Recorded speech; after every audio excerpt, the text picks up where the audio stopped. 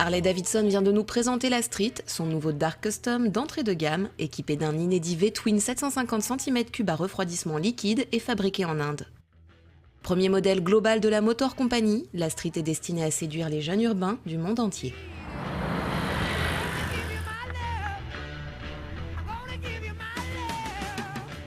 Soufflé sur la fourche, saut de vent arrondi englobant le phare, selle courte. Avec son design inspiré du Café Racer XLCR 1000 de 71, la Street surfe sur la tendance vintage à la mode et mise sur son potentiel de personnalisation.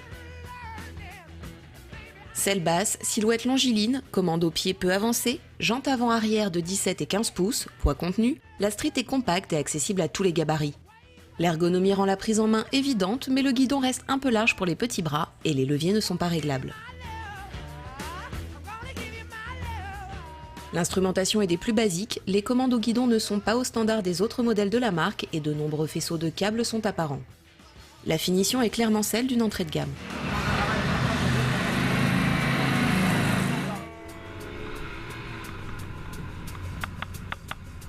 N'en déplaise aux puristes, c'est un V-Twin à refroidissement liquide et culasse 4 soupapes à simple arbre-à-cam en tête qui a été retenu pour motoriser la Street, en lieu et place des classiques air-cooled et distribution culbutée de la firme de Milwaukee. Une modernité que Harley justifie par l'usage urbain auquel la Street est destinée.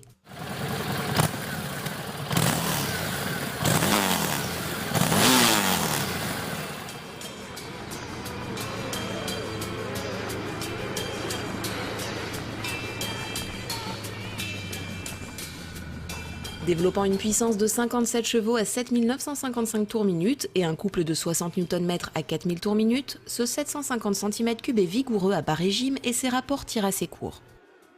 Il surprend par son efficacité linéaire jusqu'en haut du contour, par sa souplesse et par ses vibrations contenues, un caractère qui tranche avec le reste de la production de la Motor Company. Agréable en ville, même si la boîte fait des siennes et que le pot chauffe assez vite, il étonne sur route avec de bonnes reprises à mi-régime et une 6e qui ne fait pas de la figuration et vous emmène jusqu'au bout du tachymètre. Ce nouveau moteur permet à la Street de revendiquer un comportement enjoué grâce à une partie cycle équilibrée, un châssis rigoureux et un poids modéré. Maniable en ville, même si la direction reste un peu lourde, la Street est tout à fait à son aise sur route. La protection du petit saut de vent est efficace pour cruiser à 110 km/h et la stabilité n'est pas prise en défaut à allure autoroutière, mais les vibrations s'amplifient. On apprécie le comportement sain du châssis dans les enchaînements et une direction précise, bien secondée par les amortisseurs arrière qui assurent rigueur et confort. Les ardeurs sont alors contrariées par la limite de la garde au sol, vite atteinte.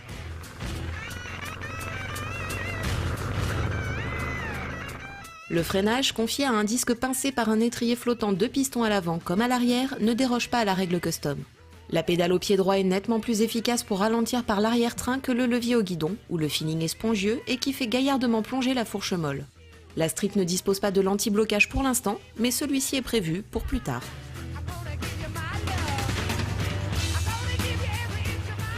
Les pays d'Europe du Nord devront attendre un peu pour découvrir cette nouvelle Street en concession, qui arrivera en septembre à un prix qui n'est pas encore défini, mais qui ne dépassera pas 8 000 €. Avec un moteur plus moderne et performant, mais moins bien fini que les autres Harley, la Street devra avant tout miser sur ce tarif pour séduire au-delà de sa clientèle traditionnelle, tout du moins en Europe.